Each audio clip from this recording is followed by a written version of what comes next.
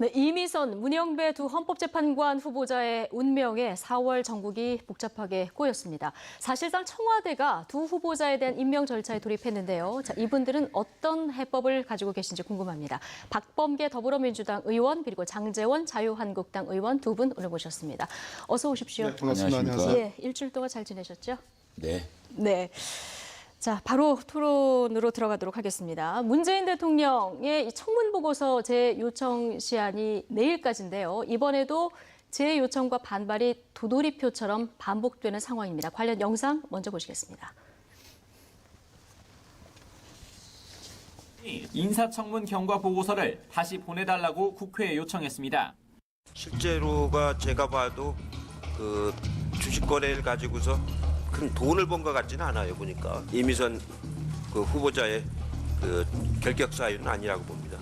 정의당이 이미선 후보자를 데스노트에서 지웠다, 데스노트에서 바뀌었다 이렇게 계속 나오고 있는데요. 명확한 팩트는 정의당 입장에서는 이미선 후보자를 부적격으로 확정적으로 얘기를 한 적은 없습니다. 요청서는 국회에 대한 청와대 발 항복 요구서다. 해외 순방 가면 임명 가능입니다. 그 공식이 다시 재현될 상황입니다. 매우 유감입니다.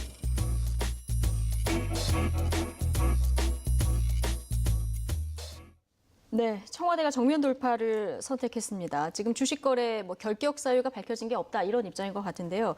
지금 나경원 원내대표 얘기 들어보셨지만 이건 항복 요구서다 이런 얘기가 나오거든요. 어떻게 보십니까? 글쎄 이제 제가 1996년도에 이미선 후보자 또 부군인 오충진 변호사 그 당시에 이제 다 두 분 다 판사였습니다. 예. 그때 같이 근무를 했었는데요. 서울중앙지법에서 제가 아는 이미선 판사는 남편이 하는 그러한 재산 거래, 특히 주식 거래에 대한 구체적인 내용을 알 생각도 없었고 예. 알 수도 없는 그런 상품의 소유자입니다. 예. 대법원 재판연구관을 5년 가까이 했는데요. 보통 성실하지 않고서는 대법관님들이 그렇게 재판연구관으로 이렇게 둘 수가 없는. 그래서 말 그대로 성실의 대명사인데 또 실제로 만약에 재산 이런 것들에 관심이 있었다면 이미선 판사가 버는 수입은 전부 다 생활비로 쓰고 오충진 변호사가 쓴 수입은 이제 지금 주식 거래를 한 거 아니겠습니까? 그렇다면 처음부터 2005년도부터 주식 거래를 했을 텐데 처음부터 3대 7이든 4대 6이든 그런 식으로 주식 지분을 나눠 가졌을 텐데 그렇지 않았고 2011년도부터 네. 일부 계좌 이체를 통해서 한 30% 정도가 한 6억 정도가 이제 이미선 판사에게 넘어가는 것인데 그렇다면은 전체적인 정황상 성품이나 그러한 사후에 나중에 주식 거래가 일부 분배된 걸로 봐서는 구체적으로 이미선 후보자의 도덕성을 따질 만큼의 그런 구체적 내용을 알지 못했다. 더군다나 오충진 변호사가 설명하는 것을 보면 적어도 재판에 영향을 미쳤냐 또는 내부자 정보를 알아서 그것이 주식 거래에 영향을 받았느냐 이 점에 대해서는 전혀 무고하다라고 강조를 하고 있기 때문에 자유한국당에서 지금 금융위나 검찰에 고발하지 않았습니까? 예. 그래서 그 부분은 저는 믿고 싶고요. 그 부분은 조사하면 나올 일이라고 생각합니다. 지금 의혹은 나왔지만 딱히 불법으로 밝혀진 거 없다 이런 입장입니다. 아니, 근데 저는 청와대가 왜 이렇게까지 밀어붙이는지 이해가 안 돼요. 불법으로 드러난 게 없다 그래서 우리 국민적인 눈높이 맞나요? 도덕적으로 맞나요? 저희들이 주식 부자라서 반대하는 겁니까? 판사 부부였다는 거거든요. 그리고 헌법재판관을 하겠다는 분입니다. 헌법재판관을 하겠다는 분은 이분은 사실은 이 공익추구의 최후의 보루입니다. 이렇게 공익추구의 최고의 보루가 사익추구를 이렇게 열심히 했다? 이게 국민 눈높이에 맞습니까? 이렇게까지 국민의 55%가 반대하는 분을 밀어붙이는 이유가 도대체 뭔가? 청와대가 인사검증을 실패했다는 것을 자인하고 인정하기 싫었기 때문에 밀어붙이는 거 아닌가라는 생각밖에 안 드는 게 이유정 헌법재판관이 주식 문제로 낙마하지 않았습니까? 그러면 그 주식에 이렇게 주식으로 많은 투자를 했다라고 하면 자세하게 들여다보고 여기에 어떤 문제가 있는지에 대해서 자세히 검증을 했어야 되는데 사실은 제가 질문을 하지 않았습니까? 남편 주식이 이렇게 많은 데 대해서 검증을 받았습니까? 남편이 했다 그래서 아무런 자료 제출 요구를 받지 않았습니다. 라고 한 겁니다. 청와대는 사실은 주식이 이렇게 문제가 될 것 같다면 아마 이민선 후보자를 추천하지 않았겠죠. 그럼에도 불구하고 박영선 후보자, 김현천 후보자 50%의 국민들이 추천하라고 하니까 임명했다라고 얘기하지 않았습니까? 자, 이제는 55%의 국민들이 반대하고 있습니다. 이분을 도대체 왜 이렇게 밀어붙이려 하시는지. 좀 뭐 힘이 없는 야당이 어쩔 수 없이 그렇게 뭐 허용할 수밖에 없지만 우리 국민들의 수첩에는 잘 적혀 있을 거라고 봅니다. 저는 일단 불법의 문제가 있으면 그것은 용납할 수가 없는 거지요. 아까 제가 말씀드렸듯이 내부 정보를 활용했느냐라는 건데 뭐 삼광그라스하고 이테크 건설인데 공시를 사전에 알았느냐 이런 거 아니겠습니까? 수주 뭐 공사 대규모 공사를 따낸 그런 공시를 알았느냐 본인 아니라고 합니다. 지금 오충진 변호사는 그 부분은 금방 수사를 통해서 드러날 거라고 봐요. 두 번째 문제는 아까 제가도 말씀드렸듯이 주식 거래라는 것은 부동산 투기하고 다릅니다. 왜 우리가 갑자기 주식 거래에 대해서 이것이 마치 부도덕한 양, 문제가 있는 양 말씀을 하시는데 자본주의 시장 경제 질서에서 주식이야말로 산업 자본을 만드는 가장 핵심적인 겁니다. 주식회사 제도야말로 자본주의를 지탱하는 가장 핵심적인 제도인데 부동산 투기를 한 것이 아니라 부동산 투기는 우리나라에서 한정된 자원과 부동산을 갖고서 일부의 사람들이 그것을 부의 어떤 상승, 확장 수단으로 쓴다는 데서 문제가 있는데 주식 거래야말로 그것은 오히려 자유한국당의 저는 정강 정책이라면 그것은 칭찬을 받아 마땅할 일이다. 더더군다나 제가 아까 말씀드렸듯이 후보자를 기준으로 얘기를 해야 되는데 제가 최근에 이런 기사를 봤습니다. 조금만 요것만 얘기하고 끝낼게요. 부부간의 경제 공동체 이런 얘기를 한다 합니다. 그래서 남편의 문제에 대해서 뭐 문제가 있다면 아내가 책임을 져야 한다 이런 구조인데 우리나라는 김정아 앵커님 잘 아실 겁니다. 아마 부분께서도 법조인이실 겁니다. 부부 별산제입니다. 철저하게 부부 별산제고 그것이 헌법과 법률에 의해서 인정이 되는 겁니다. 그래서 남편의 재산은 별도고 아내의 재산은 별도입니다. 뭐 그런 정신을 감안한다면 어쨌든 지금 불법성이 입증되지 않으면 크게 문제가 없다 이런 입장을 그렇습니다. 지금 주셨고요. 지금 제가 한국당은 어쨌든 지금 임명 강행될 것 같은 분위기거든요. 이미 고발은 하셨고 이후에 임명이 강행되면 어떤 방법은 없죠. 방법은 대통령이 없습니까? 임명하시는데 우리가 무슨 방법이 있어요? 약한 야당이 이렇게까지 문재인 정권이 인사 문제를 이렇게 폭주하는 데 대해서 비판할 수밖에 없지 않겠습니까? 다만 제가 좀 말씀을 드릴게요. 금태섭 의원이 이런 말씀하셨어요. 청문회 할 때. 판검사는 주식거래를 하지 말라라고 배웠습니다. 판검사는 결국은 국민의 신뢰를 먹고 사는데 국민의 신뢰가 없어지는 순간 다 잃는 겁니다. 이렇게 얘기했거든요. 자, 부인은 헌법을 재판하고 있고 남편은 주식거래를 하고 있습니다. 이게 말이 되는 겁니까? 그리고 남편이 근무 시간에 주광덕 의원이 발표했습니다. 90%를 근무 시간에 주식거래를 했다. 자, 이것이 정말 도덕적으로 좋은 것인가? 한 가지만 더 말씀을 드릴게요. 자, 그래요. 법적으로 아무 문제가 없다 칩시다. 이분의 자질이 과연 있는 것인가? 저는 상당히 놀랐습니다. 소수자와 인권을 대변하겠다는 이분이 난민 문제에 대해서 질문을 했거든요. 뭐라고 그런지 압니까? 난민 문제에 대해서는 구체적으로 생각해 본 적이 없습니다. 5.18 문제도 마찬가지입니다. 특별히 생각해 본 적이 없습니다. 자, 도대체 이분은 대한민국의 지금 가장 중요한 현상에 대해서 무엇을 생각해 본 분입니까? 이렇게 자질마저도 검증하지 않은 분을 왜 이렇게 임명하는가? 자, 40대, 여성, 지방대학, 또 아버지가 미용사? 이런 분 제가 찾아드릴까요? 도대체 이분은, 그러니까 이분을 지금 임명해야 되는 거는 유일하게 있는 게 40대고 여성이고 지방대학을 나왔고 아버지가 이용사를 했다. 어려운 집안에 자랐다. 이거 하나입니다. 이거 하나로 헌법재판관이 될 자격이 있습니까? 이런 분들 정말 우리 여성 판사들 차고 넘칩니다. 제가 추천해드리겠습니다. 제가 이렇게 잠깐만요. 이렇게 자질면이나 도덕성 면이나 도덕성 면에도 지금 해명해야 될 게 많습니다. 지금 이테크 2,700억 건설 수주 공시 전에 집중 매입했습니다. 삼광글라스 거래 정지 전에 발표 전에 주식 매각했습니다. 이런 것들이 아무리 오비일이라 하지만 이 결과를 봐야 되는 것이고요. 그다음에 자질 면에서 이분이 정말 이런 도덕적인 면을 능가할 만큼 자질이 있느냐 검증이 안 됐습니다. 왜 이분을 밀어붙이려고 합니까? 네, 다 끝나셨어요. 제가 짧게만 할게요. 금태섭 의원님, 우리 민주당의 법사위원님 지적을 하셨는데 글쎄 금태섭 의원님은 검사가 되면서 그런 공부를 배우셨는지 모르겠는데 저도 판사를 했는데요. 뭐 주식 거래하지 말라 그런 교재가 있었던 거는 기억이 나지 않습니다. 글쎄 판검사님들이 현직에서 주식 거래를 하지 말라는 그런 교본이 있는지 저는 금시초문이고요.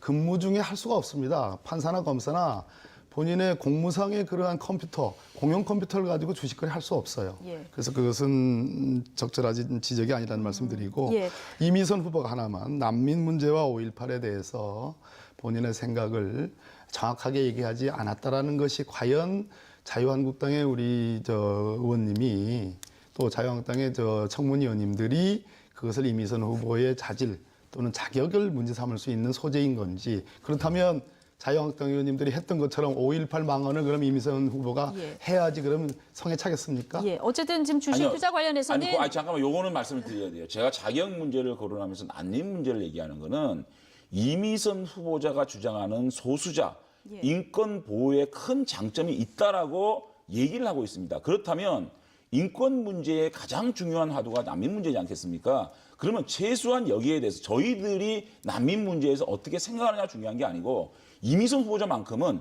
자신의 가장 네. 장점인 소수자 보호, 인권에 대한 얘기는 확실하게 해야 되는 거 아니냐라는 얘기를 하는 거죠. 저희 지금 이제 토론 앞으로 나가야 돼서요. 이건 금융당국의 조사까지 보면서 국민 여러분들이 판단하시면 될 것 같고요. 난민만 인권 주제가 있는 건 아니죠. 예, 알겠습니다. 지금 국회에서는 여러 가지 뭐 최저임금 문제도 그렇고 탄력 근로제도 그렇고 해결해야 될 문제 많습니다. 문재인 대통령 출국하기 전에 자, 여야정 협의체 가동하는 것도 방법이다 이런 이제 주문을 하고 가셨는데 한국당에서는 그럴 때가 아니라 지금 조국 민정수석 경질에 대한 여야정 협의체를 열 때다 이런 비판까지 나온 상황이거든요. 지금 야당의 비난은 이미선 후보자를 넘어서 결국 조국 민정수석에 대한 문책론으로 또 이어지고 있는데요. 근데 여당에서는 지금 조국 수석에 대한 총선 역임론이 거론되고 있습니다. 사퇴냐 총선 역임이냐 정치권 반응 들어보시죠. 추후에 논의를 본격적으로 해야 된다고 생각합니다. 지금 뭐 민정수석으로서 일을 열심히 하고 있기 때문에 지금 뭐 그걸 본격적으로 논의하기는 저는 좀 빠르다 생각하고요. 네.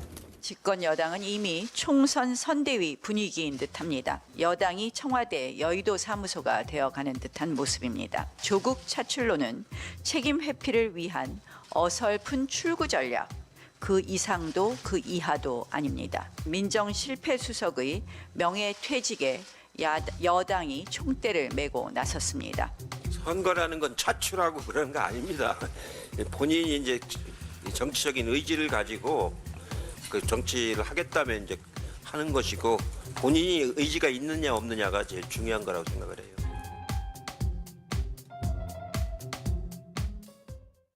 네, 조국 수석의 총선 투입 이게 지금 원내대표들은 가능성을 검토하겠다 이런 얘기를 해서 이게 지금 당 차원에서 검토가 되고 있는 건지 먼저 좀 여쭙겠습니다. 검토야 이제 가상의 어떤 현실을 전제해서 이런 경우 저런 경우에 득표력이라든지 그분이 갖고 있는 뭐 대중적인 인기라든지 이런 것들을 정당으로서는 항상 할 수밖에 없어요. 예. 그러나 제가 조국 수석과 많은 그 얘기도 나눴고 여러 가지 이제 교분도 있는데요. 조국 수석은 아마 정치에 대한 또 출마에 대한 그런 생각이 없습니다. 실제로 그런 의사와 의지가 없습니다. 다만 부산시당 위원장인 전재수 의원이 여러 가지 상황을 감안해서 조국 수석이 다음 총선에서 부산에 출마하면 여러 가지 구도상 좋겠다, 인기도 있고 예. 또 굉장히 대통령의 신임도 있는 분이니까요. 그렇지만 저 개인적으로 놓고 볼 때 조국 수석이 공수처를 비롯해서 사법개혁에 관한 의지가 굉장히 강하신 분이고 특히 검찰의 정치적 중립성, 수사의 독립성과 관련해서 관여하지 않는 그런 모범적인 그런 민정수석을 해왔기 때문에 이러한 제도적 지금 패스트트랙 문제도 지금 거론되고 있지 않습니까? 그래서 이러한 제도적인 완비를 설사 그것이 다 완전하지 않더라도 어느 정도 가닥이 잡힌 뒤에 네. 정치에 대해서 생각하는 게 좋겠다. 그러나 아까 이해찬 대표님이나 우리 홍영표 원내대표님 말씀처럼 정당으로서는 가장 좋은 후보들을 적재적소에 내는 것은 언제나 검토할 수 있는 겁니다. 언제든지 검토할 수 있는 부분이다. 근데 나경원 원내대표 얘기 조금 전에 들어보셨는데 네네. 이게 지금 조국 수석이 총선 영입론 나오는 게 어떤 책임 회피를 위한 어떤 출구 전략 아니냐 이런 얘기를 했거든요. 이 부분에 대해서는 어떤 입장이십니까?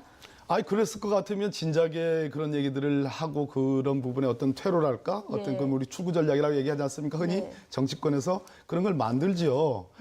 저희들은 기본적으로 뭐 인사검증과 관련해서 이러쿵저러쿵 지금 야당에서 얘기를 합니다만 결정적으로 그런 것보다는 훨씬 종전의 민정수석, 과거 이명박 박근혜 정부 때의 여러 민정수석, 특히 우병우 민정수석을 기억하는 분들은 그것이 국정농단의 원인이 됐기 때문에 그런 측면에서 조국 민정수석의 여러 가지 처신과 또 방향, 지향이라는 것이 새로운 민정수석의 상을 보여드린 것이다. 그렇기 때문에 저는 과가 크지 않다 이렇게 보는 겁니다. 그래서 문책문을 전제로 한 그런 질문에 대해서는 동의하기가 어렵죠. 예, 한국당에서는 계속 조국 수석 경질을 요구하고 있는데 민주당에서는 지금 총선 영입설이 나오고 있거든요. 어떻게 보고 계십니까? 그 얘기를 전에, 그 얘기 전에. 대통령께서 여야정 협의체 말씀하셨잖아요. 네. 제가 조금 심한 말 할게요. 이렇게 인사를 폭주를 하셔놓고 여야정 협의체요? 저희들 우롱하는 거라고 생각합니다. 지금 현실적으로 불가능하다. 협치를 하기 위해서는 최소한의 국민적 동의가 55%가 있는 이미선 후보자에 대해서는 생각해보겠다, 고민해보겠다 그러고 출국하셨어야죠. 어떻게 그래놓고 여야정 협의체를 얘기합니까? 야당이 그렇게 우스워 보입니까? 그렇게 우롱당해야 될 입장입니까? 좀 분노할 수밖에 없고요. 조국 수석 문제를 얘기할게요. 우병우 수석 얘기했는데 우병우 수석 정말 굉장히 잘못한 민정수석으로 생각합니다. 우병우 민정수석 이래로 가장 실패한 수석이 조국 민정수석입니다. 11명의 후보자를 낙마를 시키고 12명을 청문 보고서 없이 채택을 시키게 한 문재인 대통령이 인사할 때마다 지지율이 떨어지는 그 일을 제공한 분입니다. 이 실패한 분이 민주당에서는 마치 인재인 양 영입을 해가지고 부산에 출마를 시키겠다? 부산 우리 시민들은 실패한 수석이 뭐 문재인 대통령의 정치적 고향이라 그래서 실패한 참모들의 탈출구입니까? 해방구입니까? 예. 이렇게 민주당에서는 사실상 저는 최정호 전 장관 후보자가 낙마하던 다음에 또 한 명의 낙마자가 생기고 문제가 생긴다면 사퇴를 하겠지라고 생각을 했는데 지금 보면 유임을 하자니 국민들 여론이 문매가 되고 그다음에 이 사퇴를 시키자니 인사검증 실패를 자인하는 꼴이니까 마치 이분이 인재인 양 해서 문재인 대통령의 정치적 고향인 부산에 모시고 와서 이분을 인재로 해서 활용하겠다라는 정치공학적 전략으로밖에 안 보이는데 자 그렇다면 부산에서 그렇게 인기가 있다면 제 지역구가 문재인 대통령의 지역구입니다. 우리 지역구에서 한번 붙죠.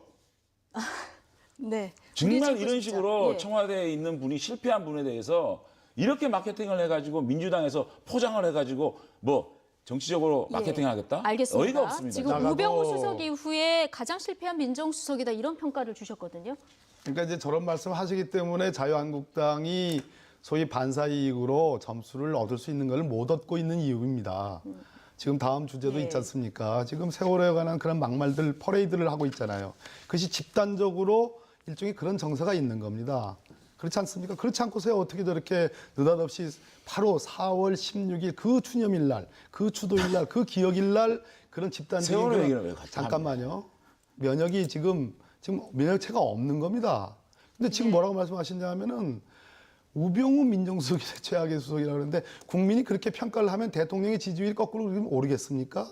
그렇지 않지 않습니까? 그러니까 잘못한 거는 찝는 건 좋다 이겁니다. 그건 야당의 역할이에요. 그러나 그렇다고 해서 전체적으로 적어도 비교 형량이라는 표현이 있어요. 비교 형량을 해보면 대체로 오지랖이 넓어가지고 직권을 남용해서 수사에 개입해가지고 국정농단을 만든 그 잘못에 비하면 조국 민정수석이 개입하지 않고 검찰이 스스로 독립해서 정치적 중립성을 갖고 수사하게 하는 것만으로도 저는 박수 받을 만하다. 뭐 인사검증 얘기는 하시는데 그 부분 여러 가지 원인이 있습니다. 솔직한 얘기로. 그나마 여기서는 따지지는 않겠습니다. 제가 말씀을 드리는 게 자신의 권력을 남용해서 국정농단을 하게 한 그 수석이 가장 나쁜 수석이고 그 다음에 자신의 본분을 잘 하지 못하는 수석이 그 다음 나쁜 수석이라는 얘기를 하는 거예요. 자, 민정수석이 뭐 하는 겁니까? 인사검증하고 공직기강 바로잡는 거 아니겠습니까? 인사검증 어떻게 했습니까? 난 이거 깜짝 놀랐어요. 적어도 이유정 후보 헌법재판관 후보자가 낙마를 했으면 주식 문제에 대해서는 반면 교사를 삼아야 되는데 제가 이미선 후보자한테 물어봤습니다. 주식 문제에 대한 이게 좀 의혹이 있는데 추가로 자료 제출 소명을 받은 적이 있느냐? 없습니다.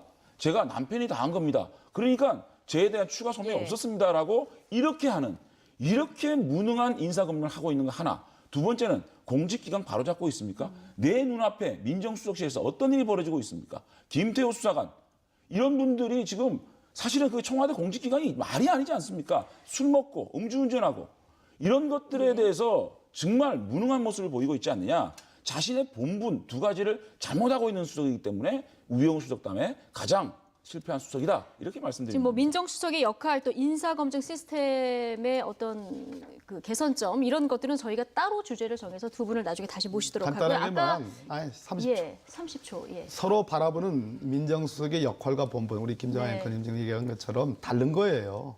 그러니까 결국 다 들어보면 민정수석이 미주알 고주알 모든 국정에 다 참견하고 개입해서 권한을 남용해서라도 국가기강을 잡아야 된다. 그 국가기강이라는 게 민주주의에 반하는 국가기강을 저는 생각합니다. 네, 알겠습니다. 아까 조금 전에 세월호 그냥 정치하고 그 막말 넘어가겠습니다. 논란 얘기로 자연스럽게 주제를 넘겨주셔서 네, 이 네. 이야기를 지금부터 나눠보도록 하겠습니다. 한국당 차명진 전 의원 그리고 정진석 의원에 대한 징계 절차에 한국당이 돌입을 했고요. 황교안 대표 역시 신속한 사과에 나섰습니다. 하지만 당내에서 이와 또 다른 목소리도 나오는데요. 자, 이 문제를 지켜보는 민주당의 입장까지 같이 들어보시겠습니다. 표현 자체도 국민 감정과 맞지 않는 것들이었습니다. 설령 일부 국민들께서 이런 생각을 하신다고 해도 우리 당에서 그런 이야기를 꺼내는 것 자체가 옳지 않은 행동입니다. 윤리위원회에서 응분의 조치를 해주기를 바라고 다시 한번 당 대표로서 국민 여러분께 사죄의 말씀을 드립니다. 당 대표께서 단호하게 대처하는 것 중요합니다만 이럴 때일수록 우리 식구들 보호해 주셔야 하고 방패막이가 돼 주셔야 된다. 저는 그렇게 생각합니다. 이런 어떤 극단적인 언어를 통해서 정치인들이 득을 본다고 생각하는 이런 게 문제가 있는 것 같아요. 5.18 망언 때도 그랬지만 책임도 묻지 않고 이러다 보니까 계속 반복되는 거라고 보고요. 네, 이 막말 관련해서는 뭐 장제원 의원님께 여쭤봤자 이거 막말의 이 발언의 적절성 여부에 대해서는 뭐 어떤 대답이 나올지 뭐 당연하기 때문에 이 얘기에 대해서는 더 이상 안 하고요. 지금 황교안 대표가 거듭해서 지금 머리를 숙이는 모습도 보셨고요. 윤리위 응분의 조치를 취해달라 이런 주문도 했습니다. 그렇다면 이제 5.18 징계도 그동안 좀 유야무야 된 상황에서 한국당에서 어떤 결정을 내리느냐 이 부분이 굉장히 중요한 그 상황이 되는 거겠죠? 저는 불가능하다고 생각합니다. 5.18 망언도 김진태 의원이나 김술래 최고위원 같은 경우에 그 당시에 뭐 그냥 여론이 들끓으니까 뭐 하는 척하다가 결국은 엄한 분은 아니지만 다른 분은 징계를 했고 정작 그 두 사람에 대해서는 전당대회 이후로 연기를 했다가 지금까지 아무 얘기 없다가 지금 차명진 전 의원의 정말 있을 수도 없는 생각할 수도 없는 그런 망언들이 나왔습니다. 정진석 의원님도 그러셨고요. 그런데 이러한 것들에 대해서 자유한국당 윤리위원회가 저는 불감증에 걸려 있다고 생각합니다. 종전에 5.18 망언에 대해서 단호한 조치를 취했으면 저런 망언들이 시리즈로 나올 수가 없는 거예요. 그런데 왜 저렇게 세월에 대해서 저런 망언을 했을까? 저는 오판하고 있다고 생각하는 겁니다. 한때 이 세월호의 2014년도부터 벌어졌던 이 일들을 쭉 해보면 초기에는 여야가 다 가슴 아파했습니다. 그런데 어느 순간부터 자유한국당 일각에서 소위 안산시와 유가족들에 대한 폄하 발언들이 가짜뉴스가 막 범람하기 시작했고 그것이 프레임으로 만들어져 가지고 뭐 대대적인 공세를 했습니다. 그때 상당히 뭐 제가 보기에는 이득을 봤죠. 이득을 반 느낌이었습니다. 근데 국민의 여론이 촛불과 정부가 바뀌면서 달라진 겁니다. 즉 세월호와 관련해서 특별수사단을 만들어서라도 진상규명을 철저히 해야 한다는 여론이 50%가 절대 넘습니다. 그만큼 탄탄하게 여든 야든을 지지하는 것이 아니라 정의를 희구하고 민주주의를 희구하는 우리 사회의 탄탄한 시민 세력이 생긴 겁니다. 그 부분에 대해서 저분들이 저는 간과하고 오판했다고 생각하는 겁니다. 예, 한국당 그렇다- 윤리위 결정이 그래서 어느 때보다 그렇습니다. 주목되는데 장 의원님, 예. 지금 홍문종 의원의 얘기 조금 전에 들어보셨으면 뭐 이게 다수는 아니더라도 우리 식구를 이럴 때일수록 보호해야 된다 이런 얘기를 했거든요. 이렇다 보니까 여당에서는 어떤 얘기가 나오냐면 막말로 지지 세력이 결집해서 일부 뭐 효과를 보니까 이거를 지금 더 경쟁적으로 하는 거 아니냐 이런 그 얘기가 일부 나오고 효과가 있습니다. 나올 수가 없죠. 일부 어떻게 효과가 나올 정치적 수 없다. 셈법을 그렇게 합니까? 예. 어떻게 계산기를 어떻게 그렇게 두드립니까? 왜 우리 보수는 차갑게만 보여지냐고요. 왜 따뜻한 가슴이 없는 진영으로 자꾸만 표출될 수 있는 그런 얘기를 하냐고. 역시 이거는 일부의 발언이다. 제가 2017년도에 팽목에 은하 어머니, 다윤이 어머니 뵈러 갔는데 예. 무슨 말을 하시냐 압니까? 내가 아이들 시신도 못 찾았는데 지금 배보상 청구하라고 한다. 배보상 청구를 내가 어떻게 하냐. 그 기간을 좀 세월호 인양된 다음에 연장할 수 있도록 해달라라고 얘기하는 어머니들이 계신데 거기에 아이들을 가지고 뭐 우려먹고 어쩌고 저쩌고 어떻게 그렇게 이런 얘기를 하고 또 우리 당 내부에서는 이걸 감싸야 된다는 얘기를 하는지. 네. 그게 참 저는 이게 예. 우리 의원들, 우리 당원들의 대부분의 모습은 아니다. 저는 네, 이렇게 생각합니다. 알겠습니다. 그러니까 진정성을 증명을 하시려면 윤리위에서 이 두 분 전현직 의원들에 대해서 어떤 결정을 내리느냐 국민들이 아마 이걸 즉각적으로 우리 지켜볼 황 것 같고요. 대표께서 예. 대신 사과를 하시고 말씀하셨기 때문에 저는 네. 기대해 봅니다. 그다음에 이 당시 세월호 당시에 책임자 문책을 어디까지 할 것인가 두 분 의원님이 좀 생각이 다를 것 같은데요. 지금 황교안 대표의 책임론 일단 박범계 의원님은 어떻게 생각하십니까? 다른 걸 떠나서 지금 황교안 대표께서 저 이제 차명진 전 의원 저런 발언들에 대해서 국민께 사죄하는 모습은 일단 평가를 합니다. 그러나 돌이켜 보면 지금 세월호가 9시 45분까지 그대로 있으라라는 안내 데스크에서의 방송이 나왔다는 그러한 자료들이 있습니다. 그 얘기는 거꾸로 그 안내 데스크의 CCTV가 그때까지 작동됐을 가능성이 높아요. 예. 근데 DVR이라고 그 CCTV의 그 기억 어떤 영상 기록 장치라는 것이 지금 조작됐을 가능성이 모든 언론들에 지금 나오고 있습니다. 심지어 해군 관계자의 말을 빌면 32분짜리 그것을 네. 탐색해가지고 수거하는 그 영상조차도 지금 조작됐을 가능성이 높다는 거 아니겠습니까? 네.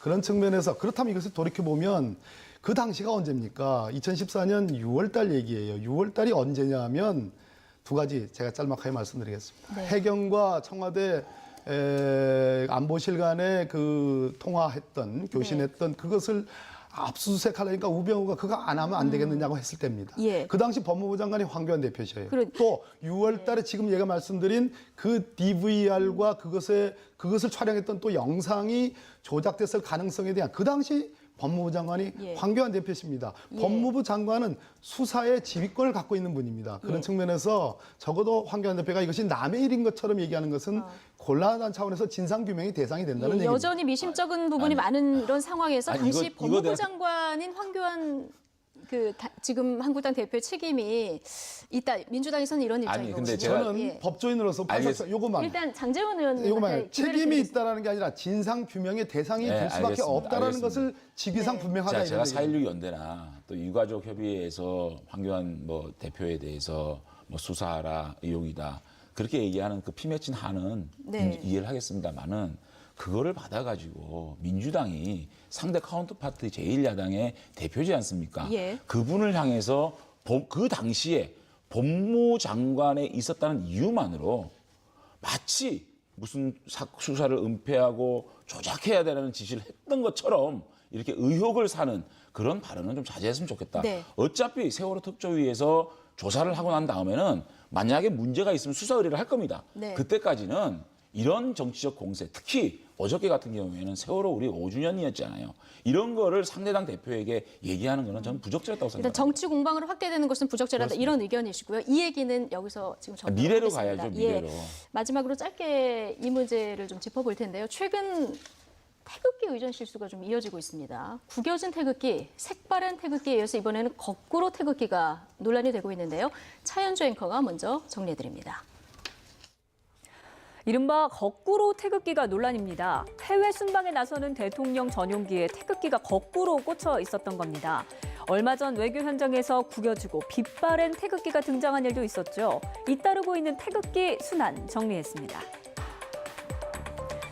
중앙아시아 3개국 순방에 나선 문재인 대통령 전용기 공군 1호기의 출발 전 모습인데요. 전용기 앞부분에 태극기 위아래가 뒤집힌 채 걸려 있죠. 20여 분 뒤 문 대통령 부부가 탑승할 때는 제대로 돌려서 걸었습니다. 청와대 측은 태극기를 교체하는 과정에서 대한항공 실무자의 착오가 있었다고 해명했습니다. 앞서 외교부는 지난 4일 한 스페인 외교차관 행사장에 주름이 잘게 잡힌 태극기를 내걸었다가 담당자를 보직 해임했었죠. 또 지난주 문 대통령이 한미 정상회담을 위해서 워싱턴을 방문했을 때는 미국 의장대가 파란색이 아니라 빛바랜 하늘색 문양의 태극기를 들고 도열했다가 외교 결례 논란이 일자 개선하기로 했습니다. 이에 대해 박지원 민주평화당 의원은 SNS에 태극기 순환시대인가 라면서 기강회의가 극에 다다랐다고 비판했습니다. 한 번은 실수라지만 잇따르고 있는 태극기 관리 소홀 문제 어떻게 봐야 할까요? 외국의 의전 문제 얘기하려고 하면 우리부터 이런 실수가 좀 없어야 될 텐데 지금 얘기가 나온 대로 태극기 순환 시대입니다. 어제 다행히 탑승 전에 그래도 청와대 직원이 발견해서 바로 달고 날기는 했습니다마는 이 태극기 관련한 지금 여러 가지 실수들이 곳곳에서 나오고 있거든요. 이건 어떻게 보십니까? 잘못됐다고 봅니다. 잘못됐다고 봅니다. 네. 짧게. 더 이상 논평하실 건 없으시고요. 네. 예. 장재윤 의원님, 이거 단순 실수, 기강회의. 어느 쪽에 더 무게가 있다고 보십니까? 박지원 의원께서 예. 아주 정확하게 표현을 하는 거예요. 기강회의가 극에 달했다. 이 정부의 의전을 생각하는 이 기강이 회의해지는 게 극에 달했다는 말씀이고 그다음에 좀 이런 것도 있지 않나 싶어요. 태극기가 국가를 상징하는 그 존엄에 대한 인식 자체가 굉장히 좀 해이해지고 문제가 있다. 예. 그래서 좀 더 좀 각별하게 문재인 정부에서는 기강을 다잡는 그런 조치들이 필요하다고 생각합니다. 예. 박범계 의원님도 바로 잘못했다 이렇게 얘기를 한 마당에 기강회의 문제는 조금 예. 의전이 굉장히 중요한 거죠. 의전은 그냥 형식에 불과한 것이 아니고 의전의 내용이 있는 겁니다. 그런 측면에서 저러한 실수들이 또 더더군다나 언론에서 저런 것을 이제 잡아내기 위해서 이제 막 굉장히 신경을 많이 쓰잖아요. 그럴 때일수록 우리 담당 공무원들이 경각심을 좀 높일 필요가 있다고 생각해요. 네, 알겠습니다. 오늘 두 분 말씀이 여기까지 듣겠습니다. 더불어민주당 박범계 의원 그리고 장재원 자유한국당 의원 두 분과 함께했습니다. 고맙습니다. 네, 고맙습니다.